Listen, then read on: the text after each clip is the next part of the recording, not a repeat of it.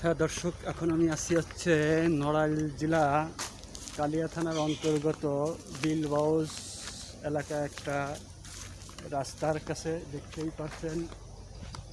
এখন আপনাদেরকে দেখাবো একটা মসজিদ। দেখতেই পাচ্ছেন,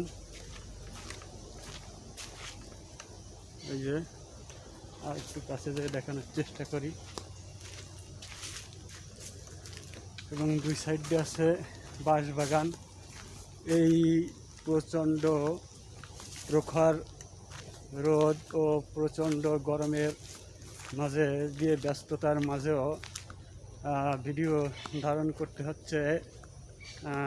কতটা ব্যস্ততা আমি সেটা আজকে আপনাদের মাঝে শেয়ার করব।